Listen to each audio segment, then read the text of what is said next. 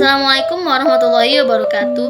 Perkenalkan, nama saya Sri Liati Jafar dengan nomor NIM 4514-24006. Saya dari program studi S1 Pendidikan Geografi. Saya dari kelas A.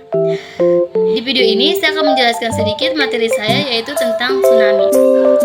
Di materi ini ada beberapa poin yang akan saya sampaikan. Yang pertama yaitu tanda-tanda adanya tsunami, penyebab adanya tsunami, dampak terjadinya tsunami, dan yang terakhir yaitu cara menyelamatkan diri saat terjadinya tsunami. Baik, langsung ke materinya. Seperti yang kita ketahui, tsunami adalah rangkaian gelombang ombak raksasa yang timbul karena adanya pergeseran di dasar laut. Kecepatan gelombang tsunami bergantung pada kedalaman laut. Istilah tsunami berasal dari bahasa Jepang yang berarti gelombang ombak lautan, yang atau su artinya lautan dan nami berarti gelombang ombak. Selain itu juga, tsunami adalah gelombang laut dahsyat atau gelombang pasang yang terjadi karena gempa bumi atau letusan gunung api di dasar laut, atau biasanya terjadi di Jepang dan di sekitarnya. Selain gempa bumi, penyebab itu lain terjadinya tsunami. Perlu untuk diketahui sebab bencana ini cukup rawan terjadi di Indonesia. Dengan mengenal penyebab terjadinya tsunami dapat membantu kita memahami bencana ini secara keseluruhan. Kemudian masuk ke poin pertama, yaitu tanda-tanda adanya tsunami. Tanda-tanda bencana tsunami ada 4 bagian. Yang pertama yaitu suara gemuruh. Jika mendengar suara gemuruh tiba-tiba, perlu diwaspadai karena akan bahaya tsunami yang akan terjadi. Suara gemuruh ini terjadi akibat adanya pergeseran lempeng bumi di bawah laut. Yang kedua, surutnya air laut. Pada proses awalnya, tsunami ditandai dengan surutnya air laut secara tiba-tiba. Hal ini disebabkan terbukanya lempeng bumi di bawah laut.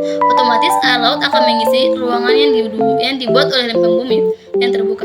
Yang ketiga, tanda dari hewan. Tanda berikutnya adalah tanda-tanda hewan yang tidak lazim dari biasanya. Terdapat aktivitas burung-burung camar yang biasanya muncul di area laut. Binatang ini akan cenderung menjauhi laut karena insting tajam mereka akan bahaya yang terjadi.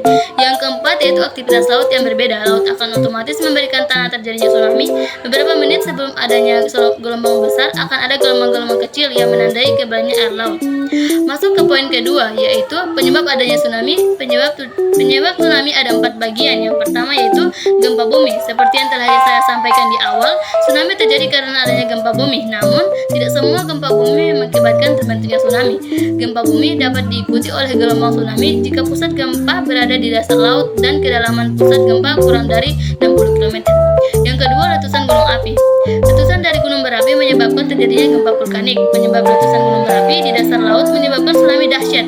Yang ketiga, longsor bawah tanah. Longsor bawah laut berpengaruh pada pergerakan volume air yang mendadak pada skala tertentu menyebabkan tsunami. Beberapa longsor di dalam laut bisa juga disebabkan oleh gempa bumi. Yang keempat, hantaman meteor.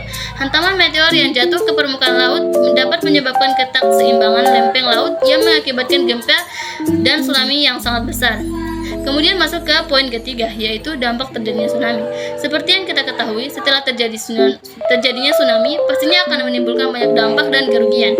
Dampak yang pertama yaitu terjadi kerusakan prasarana dan sarana sehingga menyebabkan berbagai aktivitas terganggu. Yang kedua, lahan pertanian dan perkembangan rusak. Aliran air akibat tsunami di daratan juga dapat mengikis topsoil lahan pertanian maupun perkebunan, sehingga lahan akan terdegradasi. Yang ketiga, dampak terhadap perekonomian bencana alam. Tsunami dapat mempengaruhi harga komoditas pangan dan energi yang tentunya akan memicu terjadinya inflasi.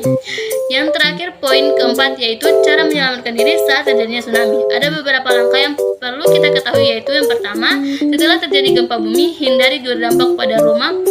Jangan berupaya merapikan kondisi rumah karena gampang susulan bisa terjadi.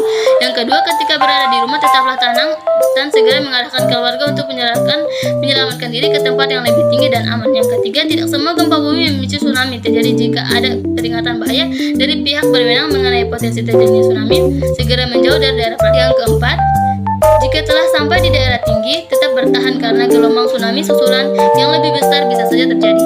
Yang kelima, selalu pantau informasi terkait kondisi terkini dari pihak berwenang. Yang keenam, kembali ke rumah sebelum keadaan dinyatakan aman. Yang ketujuh, tsunami bisa terjadi hingga sekali sehingga penduduk setempat tak boleh meninggalkan tempat evakuasi arahan dari pihak berwenang. Yang kedelapan, menyelamatkan diri dengan melewati jembatan. Yang kesembilan, bagi yang melakukan evakuasi menggunakan kendaraan dan terjadi kemacetan, segera tinggalkan kendaraan dan evakuasi diri dengan jalan kaki. Yang ke-10 atau yang terakhir, jika berada di kapal atau perahu tengah berlayar, segera turun layar dan hindari wilayah pelabuhan. Baik, itulah pemaparan singkat dari saya. Mohon maaf apabila ada kesalahan, karena yang sempurna datang dari Allah dan yang salah data saya sendiri. Sekian dan terima kasih. Wabillahi taufiq wal hidayah. Wassalamualaikum warahmatullahi wabarakatuh.